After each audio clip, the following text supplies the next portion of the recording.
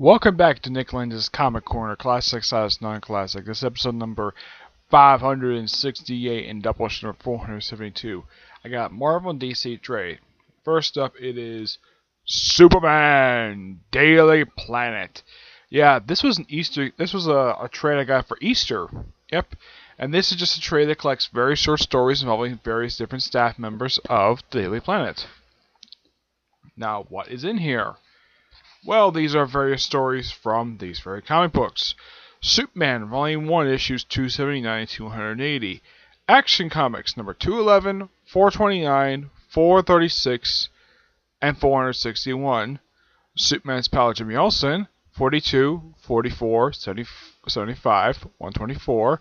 Superman's girlfriend, 17, 29, 45, 54. Superman sees Plan number 1.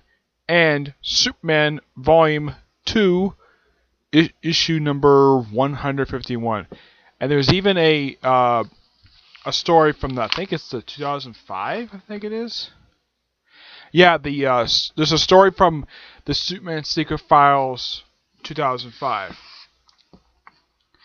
Yeah, which, well, the whole thing would save the planet. That's actually a remake of the first story in here, where Daily Planet is sold off this unknown businessman who's only seen for this one story, and then after like 2 days after owning it, he shuts it down. This is right after he bought two newspapers because, well, he didn't like competition. Apparently, also he said, "Oh yeah, not financially feasible." Okay, they can't be a big financial success in just 2 days. It takes longer than that. Yeah, and this guy proves how much of an idiot he is.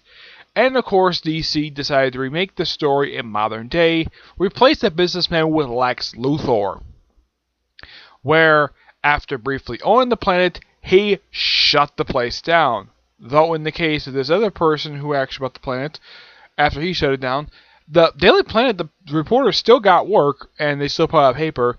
These people, well, they just didn't care.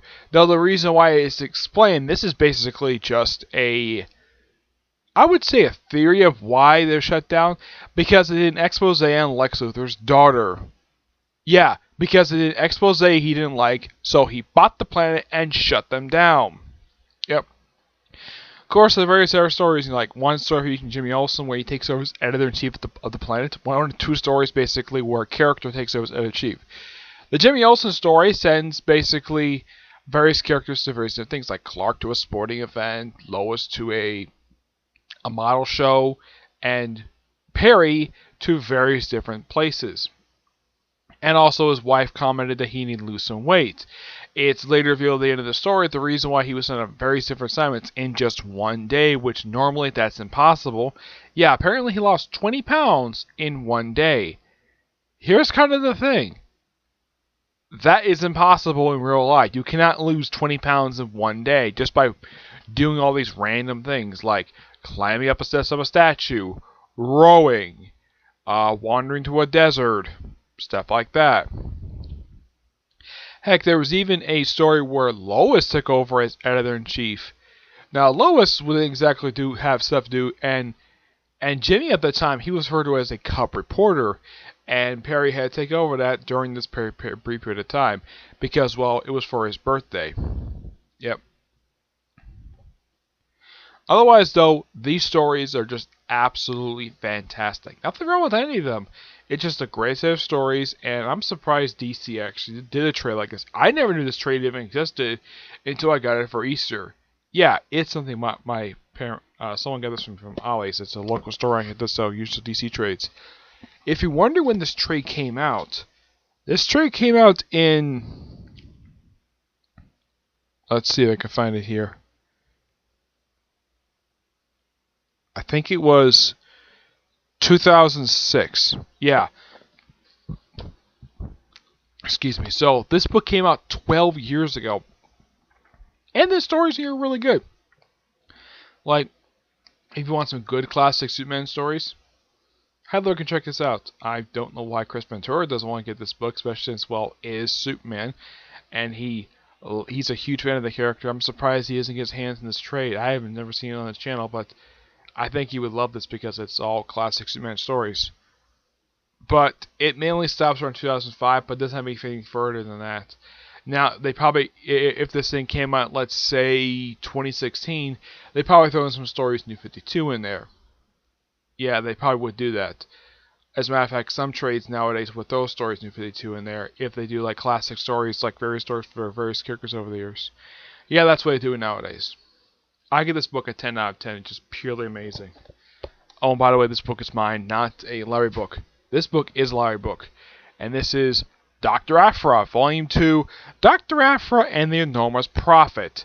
And this contains the issues 9 to 13 of Dr. Aphra series and number 1. The series the trade starts off with an annual. Okay. Oh, I should point out, though, the annual's got different artists on it. Yep, the annual's got different artists on it. It's Mark Lemon with Will Seeley. Will Seeley was the artist for Spider-Man 29. The regular issues of Dr. Aphra are done by Kev Walker. I'll talk about those in a minute. Now, the annual is just, well, Dr. Aphra, well, in a slightly different look. Not her traditional look, per se. Yeah, it kind of looks like an older version of her in a way. But without her pilot hat that she's not wearing. It's kind of basically how she first met Black Kardashian. Yeah, that's really the whole point of the story. Is how they met and how they got the thing. The main story is, well, Dr. Aphra selling a crystal that she picked up prior to Screaming Citadel. Yeah, and also BB-8 and 000. They basically get emancipated from Dr. Aphra after being with her since the Darth Vader comic book, so they get liberated. And Vader himself pops up for a couple issues, which that was a surprise. Heck, even I was surprised last year when these issues came out, and I was shocked to see Vader pop up in the book. I mean, it's something though. I mean, aside from his own book and of course Star Wars book, he's gonna at least pop up some other places. So him up here for a couple issues, not a bad idea. And of course, a lot of the time, she goes to a few different outfits. She doesn't exactly wear the outfit here on the cover, per se. She wears this outfit right here. Yeah, she goes through at least several different attires. And I'm still wondering, though, are we ever going to get the origin of her tattoo? Yeah, of how she got that, because she's had that since her debut back in Darth Vader, Volume 1, Issue number 3. And as far as I know, that I'm surprised Kieran Gillen has never bothered to explain it. Yeah, he's been writing this character now for, I think, for 3 years now, and he has never bothered to explain where in the world that tattoo came from.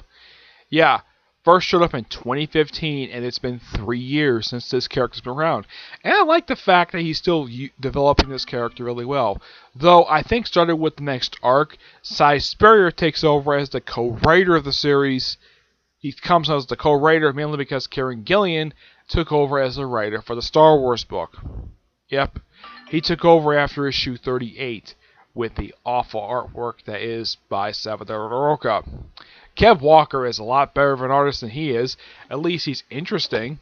And, of course, the artwork looks really good. I like the artwork for the annual. The annual artwork is fantastic. Yeah. Now, as for Kev Walker, this is his artwork. Now, isn't this a lot better than Salvador LaRocca? Now, I'm not suggesting having the artist switch books. Okay, here's how he draws Aphra. Yeah, that is how you draw a proper face. Excuse me, not just, basically trace over a photograph of the actors from the live action and put them in the comic book.